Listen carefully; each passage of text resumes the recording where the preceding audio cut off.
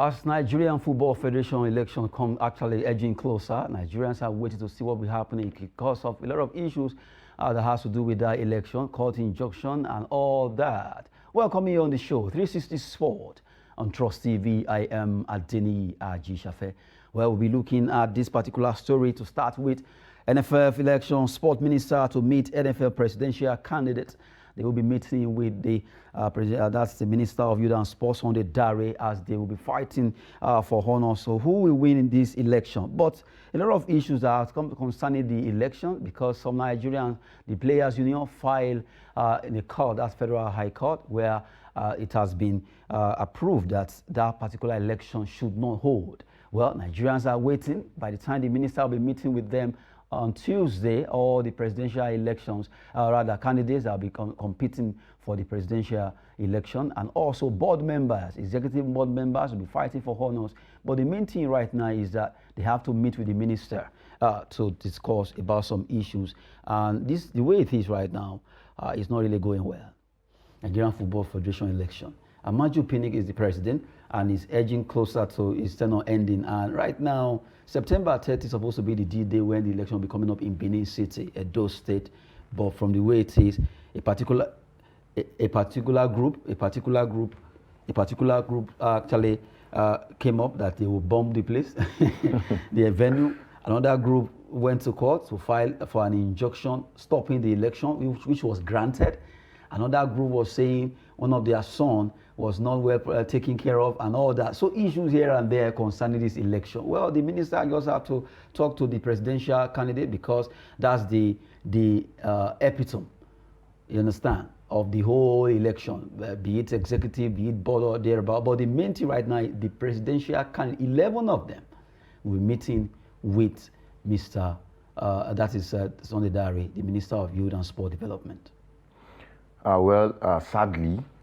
Sadly, each time we approach any election year for the NFF, we encounter some of these problems. We recall when we had the issue of Giwa and all of that, and then it's coming again. The first one that was supposed to be an issue was Pinnick, considering the third term agenda, but we thank God we were able to go past that one because he later came up and said, no, I'm no longer interested in that.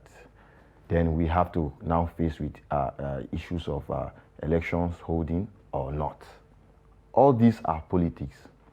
And unfortunately, we actually need this election because we are at a crossroad now where we have to actually make a good decision to get our football to what it is now. And what pains me the most is that most of these candidates that actually fueling some of these crises are those that have been, crying foul about how the NFF is being run, our football is being run, and all of that. So if we now have an opportunity to make it right, and then you guys are bringing up a lot of things to say the election will not hold, then how do we, make headways? So I think I don't know the agenda for the meeting between the candidates and the sport minister. But of course, the essence of the meeting, what they should be told is that we must get our football rolling and we should not give any room for any pause whatsoever because it's going to affect a lot of young people out there. Already there are threats of stories of NFF, considering to ban and all of that, and stories like that. So they must get it right now. What will I put in now? The project should be Nigerian football and not personal interest. That is what should come first and not any. But they can come together and decide and say, we want to move our football forward. So let us take aside, other personal interest. Let's just give, let's allow people, delegates to vote, and then anyone who comes up will support that person. And that's what should be the case, and not all these court cases, this one saying this and all of that. But if you check it to some extent, those that went to court, they are not happy for the fact that they are not being given their own chance of participating in the election. Because right now they have another parallel body that is being recognized by NFF. And that has been the bane of this whole thing because they went to court because they felt they have been marginalized. They are not being given the chance to also showcase their own. See, I think the issue of the parallel body, which is the reason why we're having this issue now, has been up for a while now. Why not go to court then? Why now? Why court injunction when we are about to hold an election? This is my issue. You don't have to wait until when there's an election. I think this issue of the court sentence, parallel body being recognized by the NFF has been on for many months, and so I expected that they should have sorted this thing out and, come up clean with a particular stand. Not waiting until an election, then you want to stall, football in Nigeria. I think that is not actually in the interest of football in Nigeria. We just hope everything goes well between the presidential candidates. Meeting with the minister on Tuesday, as the Minister of Youth and Sport Development, Sonny Dare, will be meeting with all the 11 candidates that will be contesting for the presidency in Nigerian Football Federation. While we are still talking about that, the second story says FIFA urged NFF to dialogue with all parties, because right now, if they can't dialogue, everything will be settled. Well, I still remember vividly recently when most of the players say, okay, NFF has not been talking to them. They've been sidelining them. They've been cutting them off. There's no one that won't feel bad. They'll be feeling as if, okay, they are not important. They are treated less. That's why I'm sure they are doing it. They also let them feel the heat that, yes, you are underrating us, but we can actually make things happen. And that's why right now, Nigerians are looking at NFF. They were hoping that FIFA will say, okay, federal government are interfering, ban on over, but it's not happening like that this time around. FIFA urged NFF to dialogue with all parties. That means, in fact, if you should add, that party something should be added to it. So many unhappy parties now. Yeah, so many unhappy parties. But then, you see, we have to call spade a spade. This is football politics. And you see, when you want to be involved, there's a way you go about it. You cannot be outside and you want to fight from outside. You might not be able to win. You get it now. They ought to have played their cards well to ensure that they are carried along. This attention should have been gotten since. Then you will now come to a place of compromise. Okay, let's come to a common ground. And then we'll find something. That is how to play the politics in the interest of the game. Not waiting until this point. No, I don't agree with that, truly. I don't. And from the way it is now, if by Tuesday that the tenure of Amaju Pini expires, what happens? Who takes over? Who runs the affair of NFF? Is it the General Secretary that will call it the shot? Of course, it's going to be the General Secretary, or probably an interim body could be, or an interim ESCO to say, could be set up. We don't know what the plan is. But I love the fact that this time around also will have spelled out some of these. But the fact that FIFA is not talking about banning Nigeria, before it would have been, interference, that's this, that, let's ban it. And that fear that they normally bring to Nigeria is not happening this time. Instead, go home, talk to your people, let everything be settled. In fact, news came out that the NFF did not want to let this thing come out, that FIFA has used this letter for like 2 weeks, that they should talk to all the warring parties, make sure everything is in order, so that there will be peace. Everyone now knows that, even the FIFA themselves, they know that Nigeria is a big factor, especially in Africa, and even in the world. And in the world.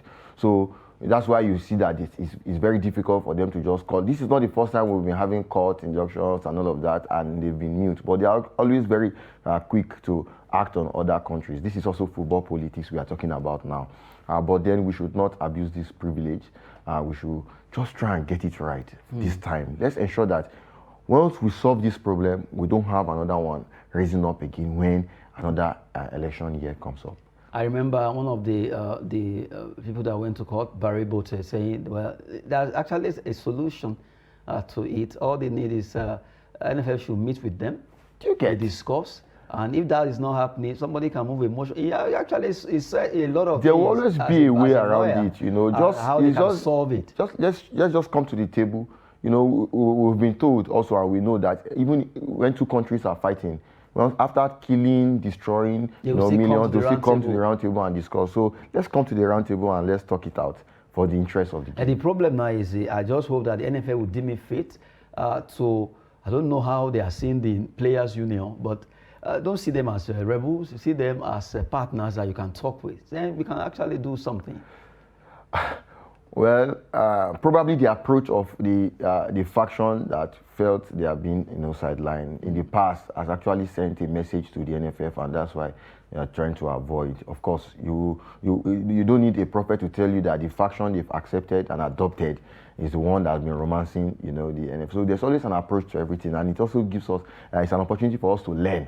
That and any time you have the opportunity, of being in such situations, you should not just be on the fighting side. You should also find a way to, be on the good side so that you can also get what you want. Because if you are fighting for the players, yes, you are fighting for the players, but doesn't mean you should fight the NFF. You understand? You have to be a friend of the NFF before you also get whatever you want to get from there, because you are not doing it for yourself. You are doing it in the interest of these players. And these players are actually suffering if we are to look at it in the real sense. So if you have a right approach, and you adopt a good method, we'll actually have the players union getting more results than we are getting now. Because we truly confess that they've not been there, where we want them to be in terms of ensuring that the players' rights are being protected. A lot concerning Nigerian football there. We hope everything will just go well. Although news featuring says the election may just not hold because of the court injunction. We are waiting. Today is actually another day where we have been waiting that maybe, who knows, maybe they will actually have a file out where everybody will sit down and talk concerning this particular election. Minister will be meeting with them, the presidential candidate, on Tuesday, and we want to see the outcome of that meeting. Aside that, we'll also be looking at the NFF election. Will it hold? Will it not hold? We'll give you much more concerning that. While we're looking at that, let's move on. Well, the Super Eagles are in Algeria. They'll be facing Algeria on Tuesday. An international friendly. They played this Algeria Team B. That was on Friday precisely, and it ended 2-2. But now they will be playing against the main Desert Foxes of Algeria on Tuesday. And that particular match will not be having the former the vice captain of the team. That's Truth Ekong, who right now rules injury. Is injured and he's gone back to England. But he's wishing Super Eagles the best against Algeria. Well, we'll be facing Algeria tomorrow, and either you like it or not, we just have to put up our best, because Eagles really needs to prove to Nigerians that they can make us happy. People are not happy with the way they play football. You play against Team B, you play 2-2 draw. In fact, so what do you expect? It was when a howler from the goalkeeper, Okoye, looking at the mistake he made. It was just not right. In fact, a primary school goalkeeper wouldn't do that. A whole professional, you held the ball, and the ball, I don't know what happened. The ball fell from your hand. Before you knew it, you couldn't just control it, and then it was pushed to the back of the net. Well, tomorrow is the D-Day against Algeria. Timothy. Well, truly, just like you've said, Nigerians are not happy because you played a 2-2 draw against a Team B, and you have your whole, what we call a full team on ground. So what do we expect from? So most of the times, again, it's not about the result, but how you play. You see, when you don't play convincingly, people now begin to doubt the quality. But it's also an opportunity for the coach if we actually, pull a different tactics from what other coaches have been doing to know the players who are ready to play for the country. Because this is also about commitment. Some of these players, when they play in their club side, you see the way they put up great performances. Then when you come to Nigeria, we see the sluggish football. You don't see the attitude. Like attitude. So we want that change. And then the coach must be firm enough to send this message to these players that, okay, if you don't deliver, I won't call you. We have a lot of players in this country. We must admit that. That's why we want to always compare ourselves with the likes of England and Brazil, because if you want to have a 3-4 11 in this country, you will, if we are to be sincere with ourselves. We have a lot of players playing their trade abroad, and we have a lot of talents also in this country that are doing well. So we have goalkeepers who will do well if if they are given the chance. So we don't want somebody who will come and now give us some display that will now cost us, especially in this FIFA rating we are talking about, because this will affect our rating, and it will affect the confidence of the team. It will affect it will tell on the confidence of even the Algeria that are going to play in us, because if they know that you play 2-2 against the team B, so they'll be coming out with full confidence, and it was also affected your own confidence as Nigerians. Also, I know that you might not be able to play well. So I think this attitude must change as far as the Super Eagles is concerned. We know we have the talent. We don't want all of these excuses anymore. Please, they need to sit up. Eagles need to sit up if they are to be celebrated by Nigerians again for the fact that they just have to drop that big boy man. Maybe they call him big manism according to some people, but really the big boy attitude they have been showing concerning Nigerian football is not too good. They just have to play better to make Nigerians to love and warm up to them again. Super Eagles facing Algeria on Tuesday in an international friendly that has actually been rated by FIFA. Let's see what they'll be doing. If they can come up with a better option of playing very well against Algeria, who knows? Nigerians will be watching and they will be waiting to see the improvement in that squad. And meanwhile, Coach Pizarro could be ringing some changes, although we also heard that Algeria will also be ringing some changes in their own squad. After all, they saw some flashes in the home team of Algeria. They want to drag some of them to the main team. Well, Eagles, please fly against the Foxes on Tuesday. While we're doing that, we quickly talk about the FA, the FA Super League.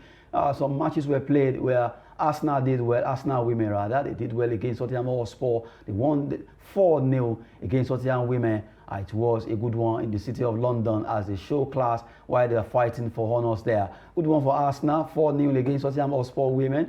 Brighton and Hove Albion women 2-1 against Reading. Leicester City 0. Aston Villa 2. You have West Ham United women. They also lost against Manchester United women 2-0. Chelsea, they defeated Manchester City 2-0. Good one. Liverpool women, they lost 1-2-3.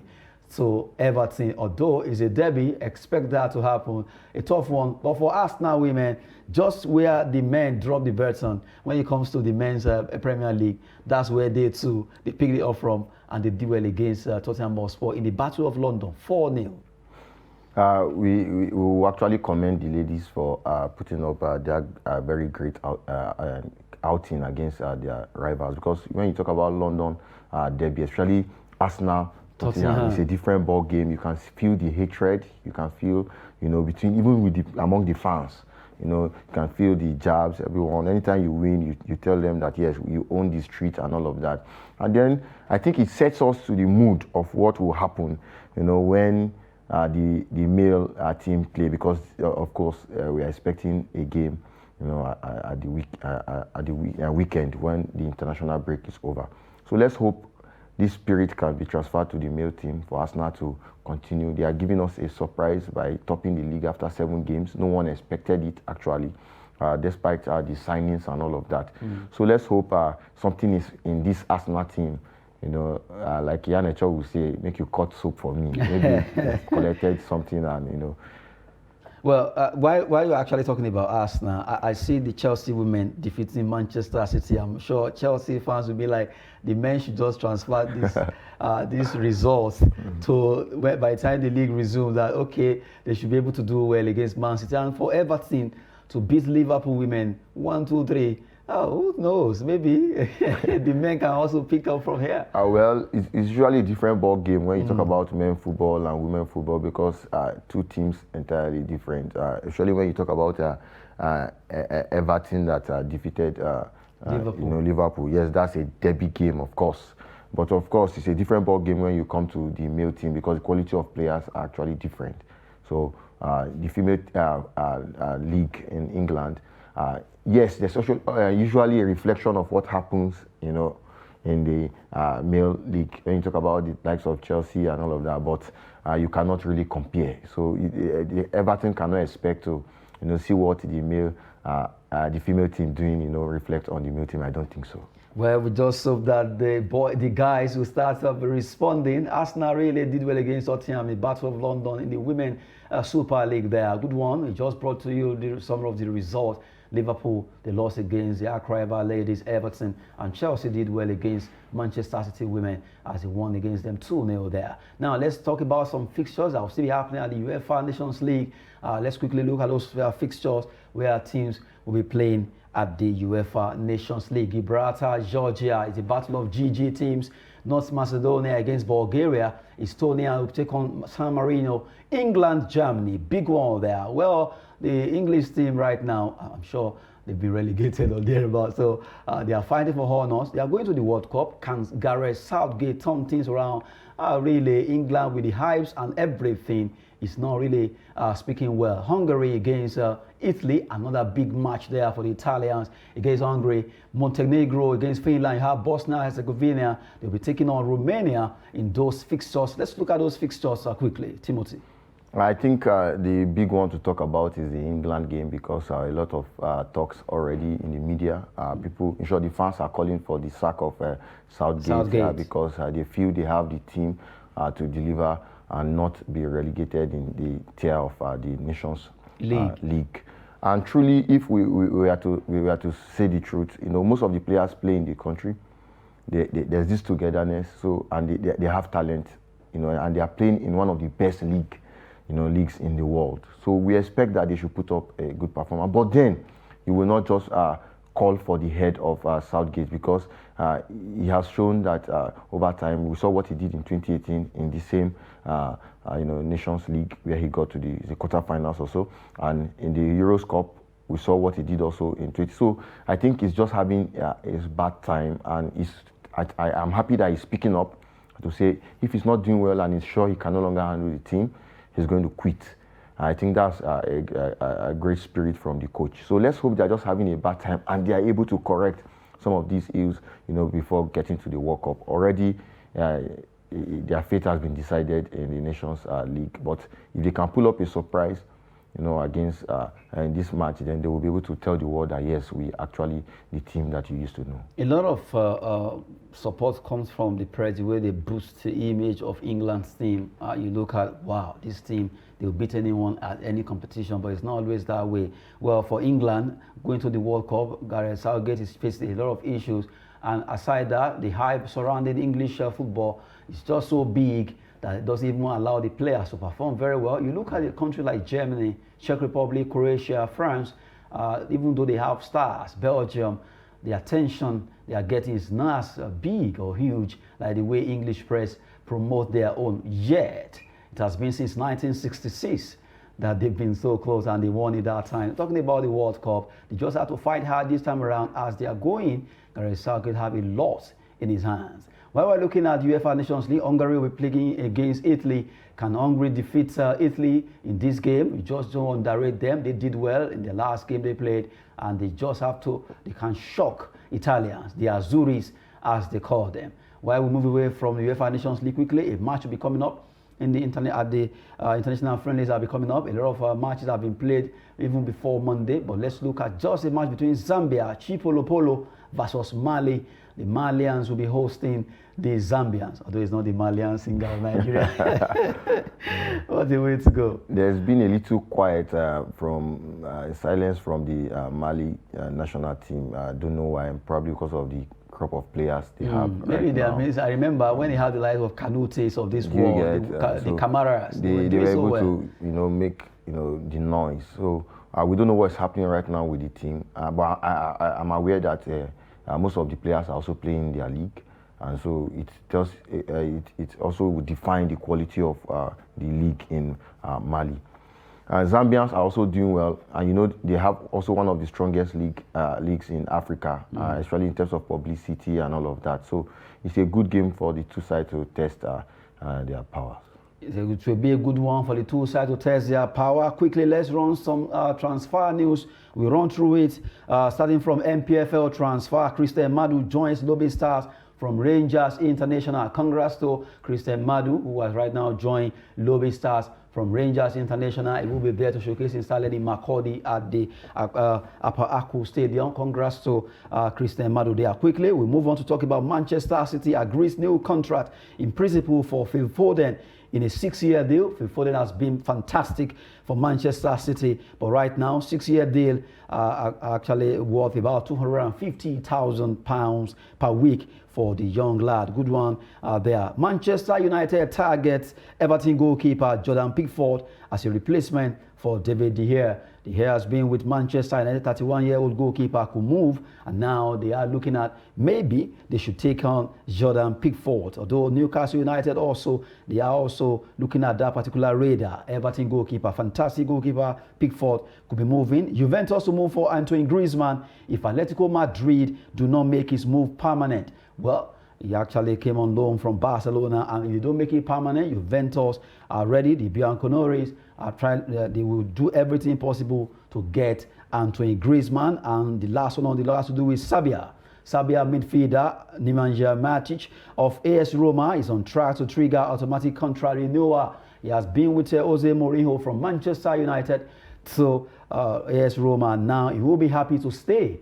He will be happy to stay. From the way it is, from Chelsea to Man U to AS Roma. Timothy, you want to tell me that this man has been following Mourinho all around? Some coaches just love to work with certain players because they understand their philosophy, they understand the way he wants to play, and it makes the job more easier. Actually, as a player, you discover that you have worked with a particular coach and you have achieved a level of success in your career. So why not?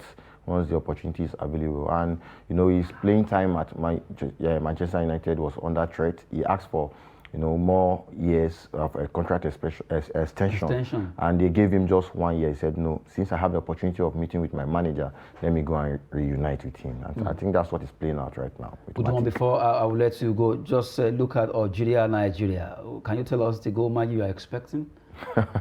It's funny, well, right? it's a difficult, it's a difficult, game to predict, owing to the fact that our players are not in good form. Although Iwobi is showing that he's one of even the most improved players in the Premier League, but the team is not playing well. Actually, just tell us how many goals, Maggie, do you expect? Is it 1-1 or 2-1 in favor of Nigeria? Okay, let's say 2 goals against Nigeria or 2-1 against Nigeria. Seriously? Yeah. They've beat us 2-0. Is that what you are saying? Yes. And 2-1 in favor of Algeria. Yes. We cannot even win. I don't see us winning that game. What a way to go. But then it's a challenge to the team to prove me wrong. Seriously? Yes. Well, we just saw that Super Eagles will prove Timothy Ayeku wrong by doing well, defeating the Desert Fox of Algeria tomorrow, Tuesday, when they'll be fighting for honors in Oran for the international friendly that will be taking place there. That will be it on 360 Sport. Ayeku Timothy has been the one talking about all the story you've taken so far. Thank you very much for coming on the show. Thank you for having me. I am Adini Ajishafe. Thanks for watching.